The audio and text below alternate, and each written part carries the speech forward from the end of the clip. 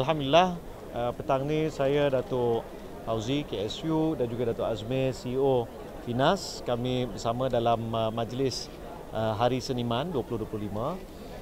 Antara lain dalam ucapan saya ada menyentuh beberapa perkara yang telah berjaya Kementerian Komunikasi laksanakan, dan dalam sektor industri perfilman, insya-Allah kita harap pindaan Akta Finas yang bakal kita bawa dalam mesyuarat Parlimen yang akan datang akan dapat membantu menjadi pemangkin kepada industri dan sediakan industri untuk berdepan dengan cabaran-cabaran masa kini, sama ada yang melibatkan isu-isu kebajikan, isu-isu yang berkait dengan kandungan disia dalam talian dan juga beberapa perkara yang lain. Dan saya juga telah minta supaya pihak Finas meneliti beberapa perkara yang melibatkan contoh penggunaan AI dalam industri. Saya juga berharap hubungan yang baik antara persatuan-persatuan gabungannya bawah GAFEMA akan bukan hanya memastikan industri ini mampu memperjuangkan nasib bagi para pekerja dalam sektor perfilman, tapi juga membantu Finas dan kerajaan untuk menyediakan undang-undang Akta Finas pindaan yang lebih baik, insya-Allah.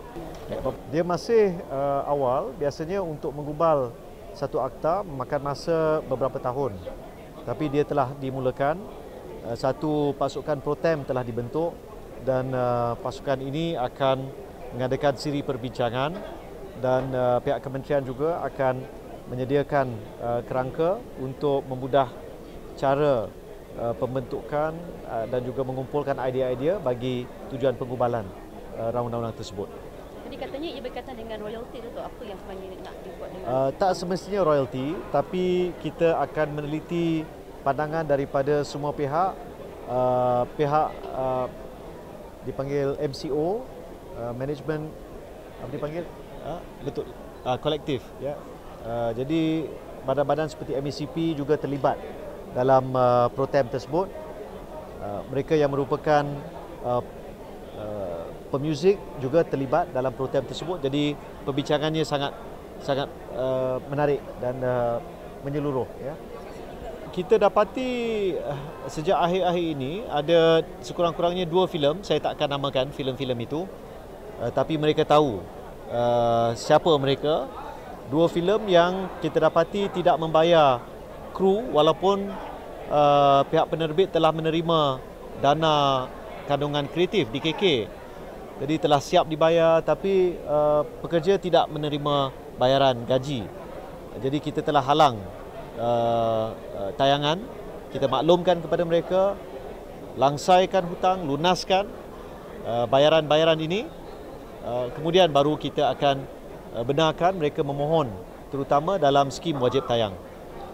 Kita akan melihat dari setiap sudut supaya isu kebajikan, isu hak ini terbela.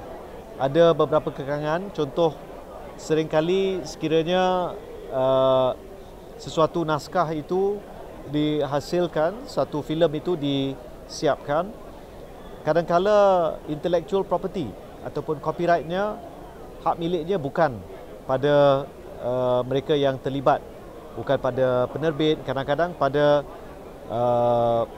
pihak yang memberikan dana. Jadi kita akan teliti secara keseluruhan sama ada boleh diwujudkan satu sistem, terutama bila kita lihat ada filem-filem yang terus ditayangkan, ya. Jadi kita akan lihat dari semua sudut. Sebelum ini saya rasa orang selalu merasakan berita baik tentang kadar pertumbuhan ekonomi itu hanya satu angka yang tak menyentuh kita. Tapi kita lihat sama ada pengumuman KWSP 6.3% bagi konvensional dan syariah. Kita lihat tabung haji 3.25, tertinggi dalam tempoh 7 tahun. Kita lihat beberapa perkara ini membuktikan bahawa kerajaan dan negara Malaysia itu sendiri berada di landasan yang betul. Manakala pengumuman tentang bayaran STR yang akan bermula dalam masa beberapa hari serta pengumuman bonus hari raya untuk pejabat awam yang pada sidang pasca kabinet, sidang media pasca kabinet yang terakhir saya menjawab belum dibincangkan, tapi Perdana Menteri hari ini telah putuskan. Kita harap ini akan dapat membantu menceriakan suasana menjelang Aidilfitri. Cuma saya sampaikan sedikit peringatan, sila berhati-hati, awas skamer yang mungkin merasakan inilah masa terbaik untuk kita mencari mangsa. Berhati-hati, tak pasti jangan kongsi. Kalau kita terima apa-apa pautan, link, ya, ataupun kita terima mesej yang janggal ataupun ganjil daripada kawan-kawan kita meminta pinjam duit, tak mustahil itu adalah kerja skamer. Jadi itu